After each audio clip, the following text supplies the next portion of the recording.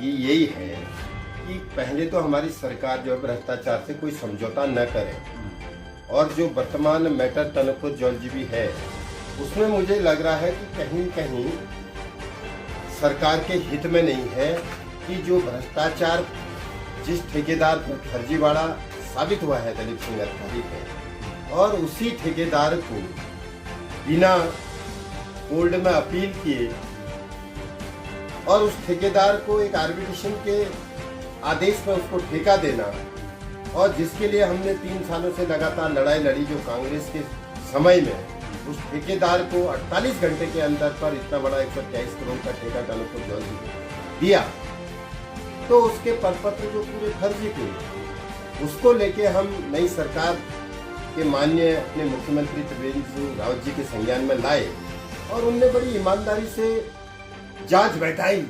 जांच में Kumaon chief, Garhwal chief दोनों ने जांच करी। जांच करने के बाद जो हमने इश्यू थे और जो हमने आरोप लगाए थे वो सत्यता पाए गए।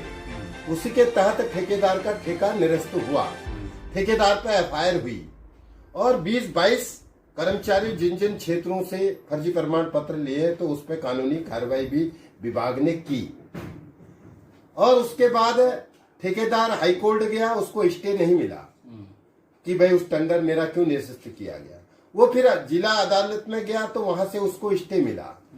जब उस स्टे के खिलाफ सरकार गई तो स्टे वैकेट होने के बाद उसको डिसमिस हो, फिर उसके बाद हाईकोर्ट उच्च न्यायालय से उसे कहीं राहत नहीं मिली, और सरकार का रिटेंडर कराने का रास्ता साफ हुआ 26 अगस्त 2019 को।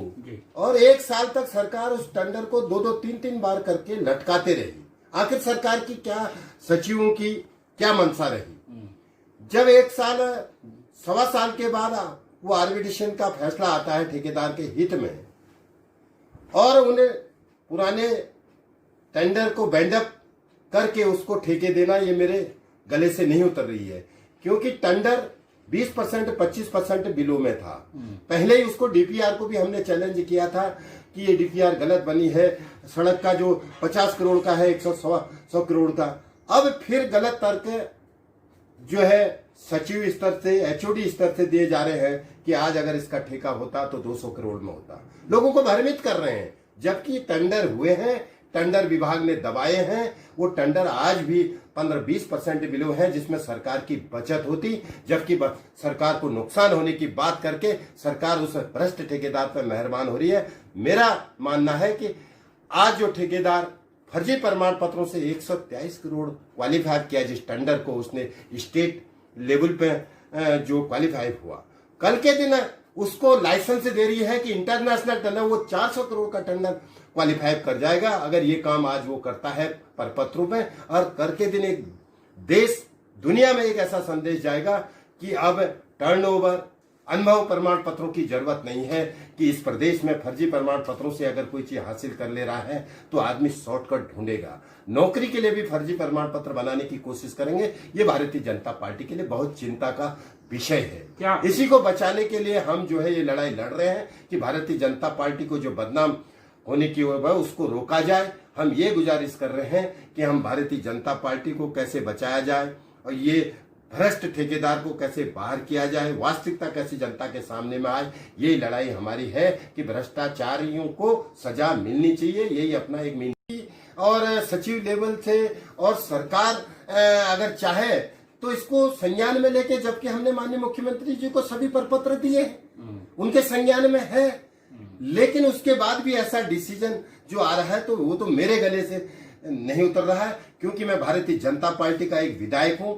मेरी भारतीय जनता पार्टी जो बदनाम न हो और उसकी साख बचाना भी मेरा एक कर्तव्य बनता है, तब ये लड़ाई मैं लड़ रहा हूं। हम भारतीय जनता पार्टी को किसी का खिलौना नहीं बनने देंगे, और ये भ्रष्टाचार के खिलौना नहीं बनने देंगे, और इसको हम निश्चित तौर पर रोकेंगे। इसमें अंकुश लगाने के लिए लड़ाई लड़ते रहेंगे। इसका चुनाव सब्जेक्ट आप बताइए, आपका जो मुद्दा है बहुत जायज है, इसको अगर तर्क दे रहे हैं क्या मैंने जो शिकायत की है वो प्रमाण पत्र सही है या नहीं है, मुझे जवाब देने चाहिए सरकार ने।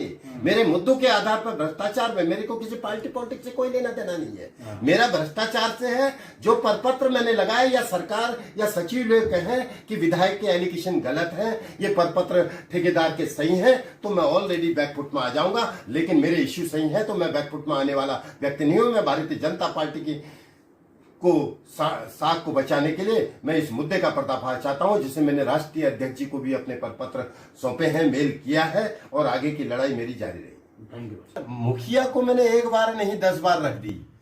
26 अगस्त को, ये कौन सा महीना अगस्त है ना, 26 जुलाई को उनका एक आदेश हुआ है कि इसकी अपील होनी चाहिए आर्बिट्रेशन की। उसके बाद 15 दिन बाद वही एक स्टेटमेंट सरकार का आता है कि सरकार अब कोल्ड में नहीं जाएगी, उसी को ठेका देगी, आगे दुगुनी में जाएगा। एक माहौल इस टाइप का बनाया जाता है, सामाजिक दृष्टि की बात। और रोड बन गया ना, रोड किस आधार पर बन के, अगर बिना पुलिया बने हुए इस रोड का कोई औचित्य है? 650 मीटर स्पान का एक पुल है और जिस पुल पे कोई बाधा नहीं है, अभी तक एक ईंट नहीं लगी है। ये मैं भी जानता हूँ सामाजिक दृष्टि से। पूछना चाहिए कि ये आपको गुमराह कर रहे हैं या आप ही नहीं चाहते हैं, ये आपको पूछना चाहिए। मेरी मंशा ये है कि भारतीय जनता पार्टी जो आज भ्रष्टाचार के ये ठेकेदार लोग, पूंजीपति लोग जकड़ना चाहते हैं, उससे हम निकालने की कोशिश कर रहे हैं और भ्रष्टाचारियों को सजा, हम भारतीय जनता पार्टी को बचाना चाहते हैं कि हमारा एक दायित्व है। ये कदम मेरा तब तक उठते रहेगा जब तक इसका समाधान नहीं होगा, भ्रष्ट लोगों पर अंकुश नहीं लगेगा और उन पर कानूनी कार्रवाई नहीं, ये लड़ाई में लड़ते रहूंगा।